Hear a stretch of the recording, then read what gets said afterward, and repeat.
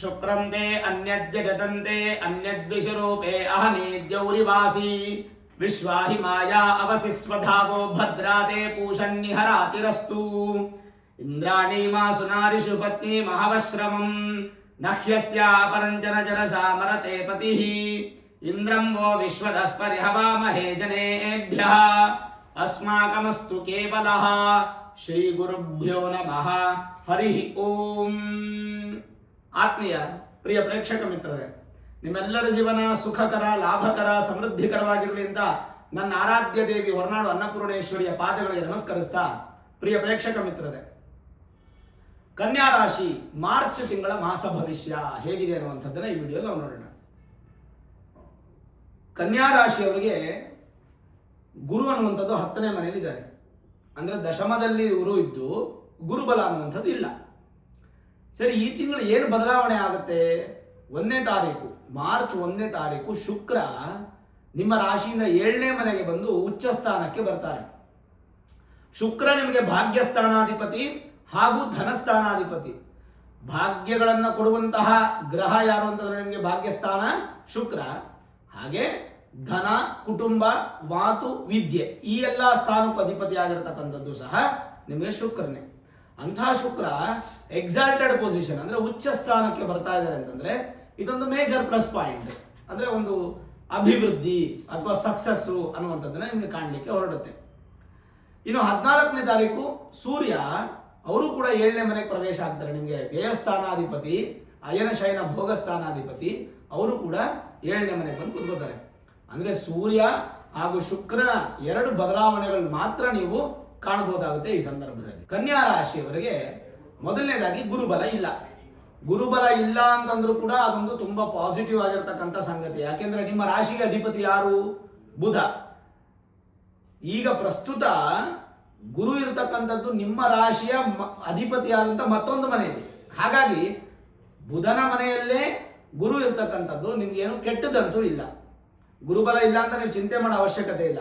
ಶುಕ್ರ ಬಲ ಇದೆ ಮತ್ತೆ ಸೂರ್ಯ ಬಲ ಇದೆ. 2 ಬಲ ನಿಮಗೆ ಸ್ವಲ್ಪ ಪಾಸಿಟಿವ್ ಅನ್ನ ಉತ್ಪತ್ತಿ ಮಾಡುತ್ತೆ. ಸರಿ, ಈ ತಿಂಗಳ ವಿಶೇಷತೆಗಳು ನೋಡೋದಾದ್ರೆ 3ನೇ ತಾರೀಕು ಮಾರ್ಚ್ 3 ಹೋಳಿ ಹಬ್ಬ ಇದೆ. ಅದಾದ್ಮೇಲೆ ಮಾರ್ಚ್ 19ನೇ ತಾರೀಕು ಯುಗಾದಿ ಹಬ್ಬ, ಚಾಂದ್ರ ಸೌರ ಯುಗಾದಿ ಮಹೋತ್ಸವ ಅನ್ನುವಂಥದ್ದು ಹೊಸ ವರ್ಷ ನಮಗೆ ಪ್ರಾರಂಭ ಆಗುತ್ತೆ. ಕನ್ಯಾ ರಾಶಿಯ ಸಮಸ್ತ ವೀಕ್ಷಕರಿಗೂ ಕೂಡ ಯುಗಾದಿ ಹಬ್ಬದ ಹಾರ್ದಿಕ ಶುಭಾಶಯಗಳನ್ನು ಹೇಳ್ತಾ 27ನೇ ತಾರೀಕು ಶ್ರೀರಾಮನವಮಿ ಮತ್ತೆ 31ನೇ ತಾರೀಕು ಮಹಾವೀರ ಜಯಂತಿ. ಇದು ಈ ಮಾಸದ ವಿಶೇಷತೆಗಳಾದ್ರೆ ಹೇಗಿದೆ ಹಾಗಾದ್ರೆ ಪಾಸಿಟಿವ್ ನೆಗೆಟಿವ್ಸ್ ನೋಡ್ಬೇಡ. ಈ ತಿಂಗಳು ಸರ್ಕಾರಿ ಹಾಗೂ ಅಧಿಕಾರಿಗಳಿಗೆ ತಮ್ಮ ಲಾಭ ಪ್ರಾಪ್ತಿ, ಮತ್ತೆ ಎಲ್ಲೆಲ್ಲೂ ಗೌರವ ಅನ್ನುವಂಥದ್ದು ಅಭಿವೃದ್ಧಿ ಆಗುತ್ತೆ. ಸ್ನೇಹಿತರ ಸಹಕಾರ ಸಿಗುತ್ತೆ. ವಿವಾಹದ ಸಂಬಂಧಪಟ್ಟಂತಹ ಶುಭ ಕಾರ್ಯಗಳಿಗೆ ಅಭಿವೃದ್ಧಿ. ಅಲದಾಟಗಳು ಸ್ವಲ್ಪ ಕಡಿಮೆ ಆಗುತ್ತೆ ನಿಮಗೆ. ಮತ್ತೆ ಕಳೆದುಕೊಂಡಂತಹ ವಸ್ತುಗಳು ಹಾಗೂ ಗೌರವ 2 ಕೂಡ ನಿಮಗೆ ಲಭ್ಯವಾಗುತ್ತೆ. ಮಕ್ಕಳಿಂದ ಬಹಳ ಹಿತ ಪ್ರಾಪ್ತಿ ಆಗುತ್ತೆ. ತನ್ನಿಷ್ಟಕ್ಕೆ ಅಂದ್ರೆ ನಿಮ್ಮಿಷ್ಟಕ್ಕೆ ನೀವು ಕೆಲಸ ಮಾಡ್ತಿರಲ್ಲ ಸಕ್ಸಸ್ ಅನ್ನು ಕೊಡುತ್ತೆ. ವ್ಯಾಪಾರದಲ್ಲಿ ಅನುಕೂಲ ತುಂಬಾ ಚೆನ್ನಾಗಿದೆ. ಕ್ರಯ ವಿಕ್ರಯದಲ್ಲಿ ಅನುಕೂಲ ತುಂಬಾ ಚೆನ್ನಾಗಿದೆ. ಸಾಲ ಕೊಡ್ಲೂಬೇಡಿ, ಸಾಲ ತಗೊಳ್ಳೂಬೇಡಿ ಈ ತಿಂಗಳು, ಅದು ತುಂಬಾ ಇಂಪಾರ್ಟೆಂಟು. ವಿದ್ಯೆಗಂತೂ ಅದ್ಭುತವಾಗಿದೆ. ಯಾಕೆಂತಂದ್ರೆ ಬಹಳ ವಿಶೇಷವಾದಂತಹ ಪ್ರಶಸ್ತವಾದಂತಹ ಅಭಿವೃದ್ಧಿ. ಯಾಕಂದ್ರೆ ದ್ವಿತೀಯ ಸ್ಥಾನ ಪ್ರಾರಂಭಿಕ ವಿದ್ಯಾಸ್ಥಾನ. ಅದರಲ್ಲೂ ಎಸ್ಪೆಷಲಿ ಮಾರ್ಚ್ ತಿಂಗಳಲ್ಲಿ SSLC ಎಕ್ಸಾಮ್ಸ್ ಯಾರ್ಯಾರು ಬರೀತಾ ಇದ್ದಾರೋ ಕನ್ಯಾ ರಾಶಿಯವರು ಅದ್ಭುತ ಬಿಡಿ. ಯಾಕಂದ್ರೆ 26ನೇ ತಾರೀಕುವರೆಗೂ ಶುಕ್ರ ನಿಮಗೆ ಉಚ್ಚ ಸ್ಥಾನದಲ್ಲೇ ಇರ್ತಾರೆ. ಆ ಉಚ್ಚ ಸ್ಥಾನ ಶುಕ್ರ ಫಲ ನಿಮಗೆ 2ನೇ ಮನೆ ಅಪ್ ಟು SSLC ಪ್ರಾರಂಭಿಕ ವಿದ್ಯೆ ಅಲ್ವಾ, ಸೂಪರ್ ಸಕ್ಸಸ್ ಅನ್ನ ಕೊಟ್ಬಿಡುತ್ತೆ. ನೀವು ಭಯ ಪಡೋ ಅವಶ್ಯಕತೆ ಇಲ್ಲ. ವಿದ್ಯಾಭ್ಯಾಸದ ವಿದ್ಯಾರ್ಥಿ ಏನು ಭಯ ಇಲ್ಲ. ಪರೀಕ್ಷೆ ಭಯ ಬೇಡ, ಧೈರ್ಯವಾಗಿರಿ. ಆತ್ಮೀಯರ ಸ್ನೇಹ ಹೆಚ್ಚಾಗುತ್ತೆ. ರಾಜದರ್ಶನ ಅಂದ್ರೆ ಸರ್ಕಾರಕ್ಕೆ ಸಂಬಂಧಪಟ್ಟಂತ ಅನುಕೂಲಗಳು ಪ್ರಾಪ್ತಿಯಾಗುತ್ತೆ. ಕೆಲಸ ಕಾರ್ಯಗಳಲ್ಲಿ ಸ್ವಲ್ಪ ಅನುಕೂಲ ಆಗುತ್ತೆ. ಮನೆಯ ಕಟ್ಟುವಂತ ವಿಚಾರ ಅಥವಾ ಮನೆ ಕೊಳ್ಳುವಂತ ವಿಚಾರ ಅಥವಾ ಇದಕ್ಕೆ ಸಂಬಂಧಪಟ್ಟಂತ ಪ್ರಯತ್ನಗಳು ಇದೆಲ್ಲ ನಿಮಗೆ ಸ್ವಲ್ಪ ಫಲ ಕೊಡುತ್ತೆ. ವಾಹನ ಸೌಖ್ಯ ತುಂಬಾ ಚೆನ್ನಾಗಿದೆ. ಯಾರ್ಯಾರು ಈ ವಾಹನ ರಿಲೇಟೆಡ್ ಆಗಿ ಚಾಲಕರಾಗ್ಬೋದು, ಮಾಲೀಕರಾಗ್ಬೋದು, ನೀವು ಡ್ರೈವಿಂಗ್ ಸ್ಕೂಲ್ ನಡೆಸ್ತಾ ಇರ್ಬೋದು, ಟ್ರಾವೆಲ್ಸ್ ಮಾಡ್ತಾ ಇರ್ಬೋದು, ಅಥವಾ ಸೇಲ್ಸ್ ಅಂಡ್ ಸರ್ವಿಸು ಒಂದು ವಾಹನಕ್ಕೆ ಸಂಬಂಧಪಟ್ಟಂತ ಸಂಸ್ಥೆಯನ್ನು ಇಟ್ಕೊಂಡಿರ್ತಕ್ಕಂಥವ್ರು, ಅಂದ್ರೆ ಶೋರೂಮ್ಸ್ ಇಟ್ಕೊಂಡಿರ್ತಕ್ಕಂಥವ್ರು, ಈ ರಿಲೇಟೆಡ್ ಟು ವೆಹಿಕಲ್ಸ್ ಡಿಪಾರ್ಟ್ಮೆಂಟ್ ತುಂಬಾ ಚೆನ್ನಾಗಿರುತ್ತೆ. ಬ್ಯೂಟಿ ಪಾರ್ಲರ್ ಆಗ್ಬೋದು, ಅಥವಾ ಬ್ಯೂಟಿ ರಿಲೇಟೆಡ್ ಕಾಸ್ಮೆಟಿಕ್ ಸೇಲ್ ಮಾಡುವಂಥವ್ರು ಆಗ್ಬೋದು, ಅಥವಾ ಆರ್ಕಿಟೆಕ್ಟ್ ಮಾಡಿರ್ತಕ್ಕಂಥವ್ರು ಆಗ್ಬೋದು, ಅಥವಾ ಡ್ರಾಯಿಂಗ್ ಮಾಡುವಂಥವ್ರು ಆಗ್ಬೋದು, ಪೇಂಟಿಂಗ್ ಮಾಡುವಂಥವ್ರು ಆಗ್ಬೋದು, ಅಂದ್ರೆ ಕಲೆಗೆ ಸಂಬಂಧಪಟ್ಟಂಥದ್ದು ನಟ ನಟಿಯರಾಗಬಹುದು, ಕಮಿಡಿಯನ್ಸು, ಮತ್ತೆ ಸಂಗೀತ ವೋಕಲ್ ಹೇಳುವಂಥವ್ರು, ಇನ್ಸ್ಟ್ರೂಮೆಂಟ್ ಬಾರಿಸುವಂಥವ್ರು, ಶುಕ್ರನ ರಿಲೇಟೆಡ್ ಆಗಿರ್ತಕ್ಕಂಥ ಪ್ರತಿಯೊಂದರಲ್ಲೂ ಕೂಡ ಸೂಪರ್ ಆಗಿರುತ್ತೆ, ಅದ್ಭುತವಾಗಿರುತ್ತೆ. ಕಾರಣ ಶುಕ್ರ ಉಚ್ಚಸ್ಥಾನ, ಇದು ತುಂಬಾನೇ ಬಲಿಷ್ಠವಾಗಿರ್ತಕ್ಕಂಥದ್ದು. ಜೊತೆಗೆ ಊಹಿಸಲಾಗದ ಸುಖ ಸೌಖ್ಯ ಅಭಿವೃದ್ಧಿ ಆಗುತ್ತೆ. ಮತ್ತೆ ಇನ್ನೊಂದು ವಿಶೇಷ ಏನಪ್ಪಾ ಅಂತಂದ್ರೆ, ವಿದ್ಯಾಭ್ಯಾಸದಲ್ಲಿ ಉನ್ನತ ಶಿಕ್ಷಣದಲ್ಲಿ ಸ್ವಲ್ಪ ಏರುಪೇರು ಆಗುತ್ತೆ. ಬಟ್ ಮಧ್ಯಮ ಶಿಕ್ಷಣ ಇದೆಯಲ್ಲ, ಉದಾಹರಣೆಗೆ SSLC ಈ ತರದ್ರೆಲ್ಲ ಯಾವುದೂ ಇಶ್ಯೂಸ್ ಕಾಣ್ತಾ ಇಲ್ಲ. ಯಾವಾಗಲೂ ನಗುಮುಖ ಅನ್ನುವಂಥದ್ದು ಈ ತಿಂಗಳು ಪೂರ್ತಿ ನಿಮ್ಗಿರುತ್ತೆ. ಹಿರಿಯರ ಸಂದರ್ಶನ ಇರುತ್ತೆ, ದಾನ ಹೆಚ್ಚು ಮಾಡ್ತೀರಾ, ದೇವಾಲಯಗಳ ದರ್ಶನ ಅಂತೂ ಹೆಚ್ಚು ಮಾಡ್ತೀರಾ, ಅದು ತುಂಬಾ ಅನುಕೂಲ ಆಗುತ್ತೆ ನಿಮಗೆ. ಖರ್ಚು ತುಂಬಾ ಕಡಿಮೆ ಮಾಡಿ, ನಾನು ಆಗ ಹೇಳ್ದಂಗೆ ಯಾರೋ ಸಾಲ ಕೊಡೋಕೆ ಹೋಗ್ಬೇಡಿ, ನೀವು ಸಾಲ ಮಾಡಬೇಡಿ, ಇರೋದ್ರಲ್ಲಿ ಅಡ್ಜಸ್ಟ್ಮೆಂಟ್ ಮಾಡಿಕೊಂಡೇ ನೀವು ಪ್ಲಾನ್ ಮಾಡಿ. ಸುಮಾರು ನಿಮ್ಮ ಹತ್ರ ಒಂದು 500 ರೂಪಾಯಿ ಇದೆ ಅಂತಂದ್ರೆ, ಇವತ್ತು ಹೊರಗಡೆ ಊಟಕ್ಕೆ ಹೋಗ್ಬೇಕು ಕುಟುಂಬ ಸಮೇತ ಅಂದ್ರೆ 500 ರೂಪಾಯಿ ಖರ್ಚಾಗುವಂಥ ಹೋಟ್ಲಿಗೆ ಹೋಗಿ, ಇನ್ನೊಂದು 500 ರೂಪಾಯಿ ಸಾಲ ಮಾಡಿ 1000 ರೂಪಾಯಿ ಹೋಟ್ಲಿಗೆ ಹೋಗ್ಬೇಡಿ. ನಾನು ಯಾಕೆ ನಿಮ್ಗೆ ಹೇಳ್ತಾ ಇದ್ದೀನಿ ಅಂದ್ರೆ, ನಿಮಗೆ ಹಣ ಅವಶ್ಯಕತೆ ತುಂಬಾ ಇರುತ್ತೆ, ಅದು ತುಂಬಾ ಇಂಪಾರ್ಟೆಂಟ್ ಆಗುತ್ತೆ. ಅಪಾಯಗಳು ಯಾವ್ದಾದ್ರು ಬರೋದಿದ್ರೆ ಅದರಿಂದ ನೀವು ಸುಲಭವಾಗಿ ಪಾರಾಗ್ತೀರಾ. ವಿಶ್ವವನ್ನ ಗೆಲ್ಲುವಂತಹ ಶಕ್ತಿ ನಿಮ್ಮಲ್ಲಿ ತುಂಬಾ ರಾರಾಜಿಸ್ತಾ ಇರುತ್ತೆ. ದೊಡ್ಡ ದೊಡ್ಡ ಸಮಸ್ಯೆಗಳನ್ನ ಚಿಕ್ಕದಾಗಿ ಪರಿವರ್ತನೆ ಮಾಡಿ ಆ ಸಮಸ್ಯೆನ ದೂರ ಮಾಡಿಕೊಳ್ಳುವಂತ ಶಕ್ತಿ ನಿಮಗೆ ಭಗವಂತ ಕೊಡ್ತಾನೆ. ವಿದೇಶಿ ಪ್ರಯಾಣ ತುಂಬಾ ಅನುಕೂಲ ಆಗುತ್ತೆ, ದೋಷಕರಗಳೆಲ್ಲ ದೂರ ಆಗುತ್ತೆ. ವಿದೇಶಕ್ಕೆ ಸಂಬಂಧಪಟ್ಟಂತ ವಿದ್ಯಾಭ್ಯಾಸ, ಉದ್ಯೋಗ ಕೂಡ ತುಂಬಾ ಚೆನ್ನಾಗಿರುತ್ತೆ. ನಡೆ ನುಡಿ ಎರಡೂ ಕೂಡ ನಿಮಗೆ ಬಹಳ ಅನುಕೂಲವಾಗುವಂತಹ ಯೋಚನೆಗಳು ಕಾಣುತ್ತೆ. ಇನ್ನು ಆರೋಗ್ಯ ವಿಚಾರದಲ್ಲೂ ಕೂಡ ತುಂಬಾ ಚೆನ್ನಾಗಿರುತ್ತೆ. ಸ್ವಲ್ಪ ಕಾಲು ಸಂಬಂಧಪಟ್ಟಂತ ಸಮಸ್ಯೆಗಳು ಮಾತ್ರ ಬರ್ಬೋದು, ಅದು ಬಿಟ್ರೆ ಬೇರೆ ಉಳಿದ ಆರೋಗ್ಯದಲ್ಲಿ ಯಾವುದೇ ದೊಡ್ಡ ಪ್ರಾಬ್ಲಮ್ಗಳು ನಿಮಗೆ ಈ ಒಂದು ತಿಂಗಳಲ್ಲಿ ಅನುಕೂಲಗಳು ಪಾಸಿಟಿವ್ ಆಗಿ ಹೊರತು ನೆಗೆಟಿವ್ ಆಗಿ ಇಲ್ಲ. ಇನ್ನು ಸ್ವಲ್ಪ ಮಟ್ಟಿಗೆ ದೊಡ್ಡ ದೊಡ್ಡ ಸಾಧನೆ ಮಾಡೋದಕ್ಕೆ ನಿಮಗೆ ಮೊದಲನೇ ಹೆಜ್ಜೆ ಅನ್ನುವಂಥದ್ದು ಈ ಮಾರ್ಚ್ ತಿಂಗಳಲ್ಲೇ ಇಡುವಂತಹ ಲಭ್ಯತೆಗಳು ಹೆಚ್ಚಾಗುತ್ತೆ. ಮಧ್ಯವರ್ತಿಗಳು, ಮೀಡಿಯೇಟರ್ಸ್ ಅವರಿಗೆಲ್ಲ ತುಂಬಾ ಚೆನ್ನಾಗಿದೆ, ಇದ್ರ ಬಗ್ಗೆ ಏನು ಚಿಂತೆ ಮಾಡೋಂಗಿಲ್ಲ. ನಿಮ್ಮ ಪ್ರಯತ್ನ ಹೆಚ್ಚಿರಲಿ, ಖಂಡಿತ ನಿಮ್ಗೆ ಅನುಕೂಲ ಆಗುತ್ತೆ. ಮತ್ತೆ ಯಾವ ಕೆಲಸ ನಿಮ್ ಕೈಲಿ ಆಗಲ್ಲ ಅಂತ ಅನ್ಕೋತಿರೋ ಆ ಕೆಲಸ ನಿಮ್ಗೆ ಆಗ್ಬಿಡುತ್ತೆ.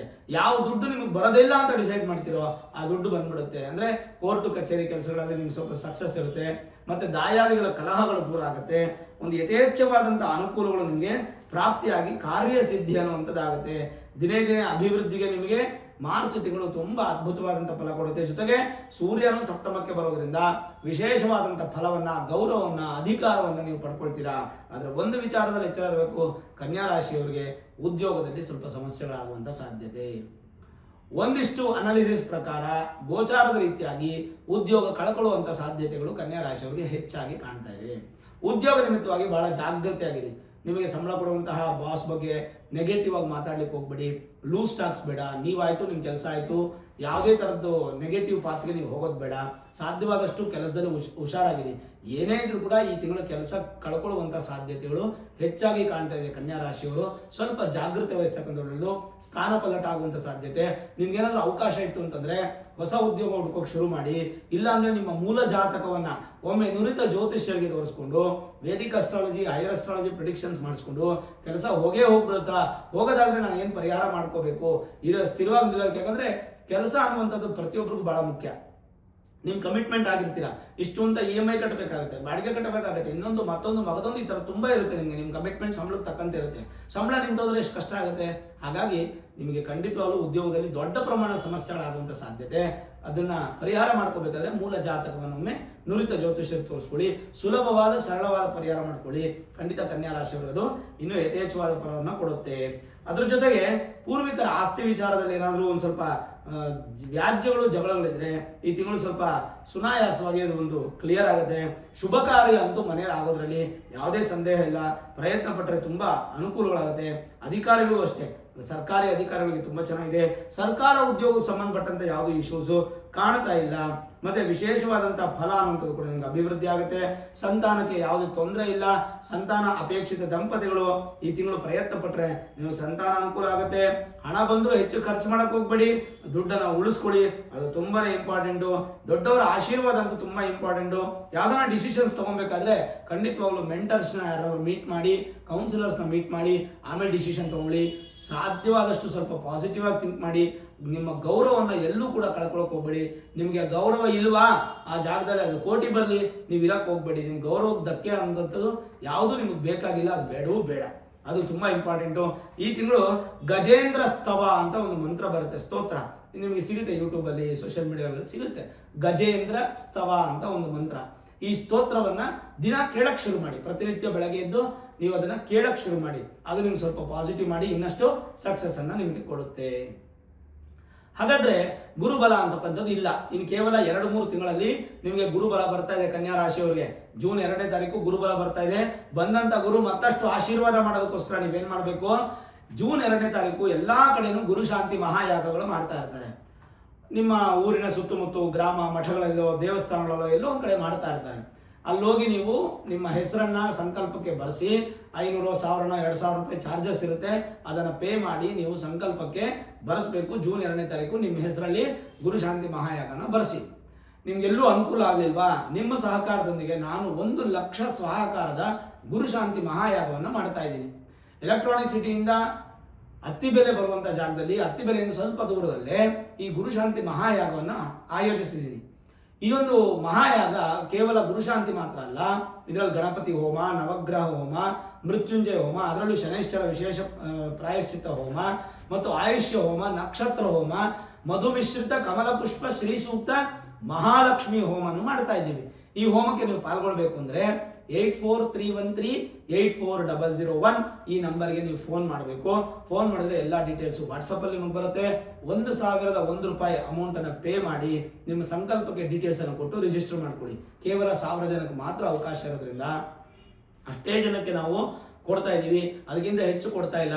ಯಾಕೆಂದರೆ ಹಿಂದಿನ ಸಲ ಶನಿ ಶಾಂತಿ ಮಹಾಯಾಗ ಮಾಡಿದಾಗ ಸುಮಾರು ಜಾಸ್ತಿ ಆಗೋಗಿ ಕೊನೆಯಲ್ಲಿ ಕೂಡ ತುಂಬ ಜನ ಬಲವಂತ ಮಾಡಿ ಸಂಕಲ್ಪ ಕೊಟ್ಟು ಎಷ್ಟೋ ಜನ ಪ್ರಸಾದ ಹೋಗಲಿಲ್ಲ. ಒಂದು 10-15 ಜನಕ್ಕೆ ಸ್ವಲ್ಪ ಮನಸ್ಸಿಗೆ ಬೇಸರ ಆಯಿತು. ಈ ಸಲ ಅದಾಗಬಾರ್ದು, ಅದಕ್ಕೆ ಈ ಸಲ ಕರುಂಗಲಿ ಮಾಲಾ, ಆ ಮಾಲೆಯನ್ನು ವಿತ್ ಸರ್ಟಿಫಿಕೇಟ್, ಒರಿಜಿನಲ್ ಸರ್ಟಿಫಿಕೇಟ್ ಸಮೇತ, ಅಕ್ಷತೆ, ಪೂಜೆ ಮಾಡಿರೋ ಅಕ್ಷತೆ ಸಮೇತ ನಿಮಗೆ ಕೊರಿಯರ್ ಮುಖಾಂತರ ಮನೆಗೆ ಬರುತ್ತೆ.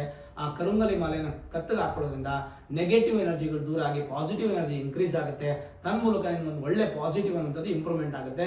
ಕರುಂಗಲಿ ಮಾಲೆ ಬೇಕು ಅಂತಂದ್ರೆ, ಜೊತೆಗೆ ಗುರುಶಾಂತಿ ಮಹಾಯಾಗ ಸಂಕಲ್ಪ ನೀವು ಮಾಡ್ಕೋಬೇಕು ಅಂದ್ರೆ ಖಂಡಿತವಾಗ್ಲೂ ನೀವು ಈ ಒಂದು ಪೂಜೆಗೆ ಪಾಲ್ಗೊಳ್ಬೇಕಾಗುತ್ತೆ. ರಿಜಿಸ್ಟ್ರೇಷನ್ ಪ್ರಾಸೆಸ್ ಕಂಪ್ಲೀಟ್ ಮಾಡ್ಕೊಳ್ಳಿ. ಕಂಪ್ಲೀಟ್ ಆಗೋದ್ಮೇಲೆ 1000 ಜನ ಆಗೋದ್ಮೇಲೆ ನಾವು ಸ್ಟಾಪ್ ಮಾಡ್ತೀವಿ. ಅದಾದ್ಮೇಲೆ ದಯವಿಟ್ಟು ಯಾರು ಬಲವಂತ ಮಾಡಬೇಡಿ.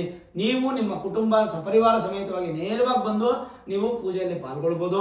ಆ ಯಾಗಕ್ಕೆ ನೀವು ಪಾರ್ಟಿಸಿಪೇಟ್ ಮಾಡ್ಬೋದು. ಜೊತೆಗೆ ಇನ್ನೊಂದು ವಿಶೇಷ ಏನಂತಂದ್ರೆ, ನೀವು ದುಡ್ಡು ಕೊಟ್ಟರೆ ಬರಬೇಕು ಅಂತಿಲ್ಲ. ದುಡ್ಡು ಕೊಡ್ಲಿಲ್ಲ ಅಂದ್ರೂ ಬಂದು ದೇವರ ದರ್ಶನ ಮಾಡಿ ಅನ್ನದಾನ ಪ್ರಸಾದವನ್ನು ಸ್ವೀಕಾರ ಮಾಡ್ಬೋದು. ಇದು ಬಹಳ ವಿಶೇಷವಾಗಿರ್ತಕ್ಕಂಥ ವಿಚಾರ. ಹಾಗಾಗಿ ಗುರುಶಾಂತಿ ಮಹಾಯಾಗಕ್ಕೆ ಪ್ರತಿಯೊಬ್ಬರು ಕಡ್ಡಾಯವಾಗಿ ಖಂಡಿತ ಬನ್ನಿ. ಸೇವೆ ಮಾಡುವಂಥ ಅವಕಾಶ ಇರುತ್ತೆ. ಆ ಸೇವೆಯನ್ನು ಮಾಡಿ ದೇವರ ಆಶೀರ್ವಾದನ ಪಡ್ಕೊಳ್ಳಿ. ನೋಡಿದ್ರಲ್ಲ ವೀಕ್ಷಕರೇ, ಕನ್ಯಾ ರಾಶಿಯವರ ಮಾಸ ಭವಿಷ್ಯ. ಈ ವಿಡಿಯೋ ಇಷ್ಟ ಆಗಿದ್ರೆ ಲೈಕ್ ಮಾಡಿ, ಶೇರ್ ಮಾಡಿ, ಮುಖ್ಯವಾಗಿ ನಮ್ಮ ಚಾನಲ್ಗೆ ಸಬ್ಸ್ಕ್ರೈಬ್ ಮಾಡಿ, ಬೆಲ್ ಐಕಾನ್ ಅನ್ನು ಪ್ರೆಸ್ ಮಾಡಿ. ಪ್ರತಿನಿತ್ಯ ನಾನು ಪೂಜೆ ಮಾಡುವಂತಹ ನನ್ನ ಆರಾಧ್ಯ ದೇವಿ ಹೊರನಾಡು ಅನ್ನಪೂರ್ಣೇಶ್ವರಿಯ ಆಶೀರ್ವಾದ ಅನುಗ್ರಹ ಸದಾಕಾಲ ಮತ್ತೊಮ್ಮೆ ನಿಮ್ಗೆ ಸಿಗಲಿ ಅಂತ ಪ್ರಾರ್ಥನೆ ಮಾಡ್ತಾ, ಸರ್ವೇ ಜನಾಃ ಸುಖಿನೋ ಭವಂತು, ಸಮಸ್ತ ಸನ್ಮಂಗಳಾನಿ ಭವಂತು.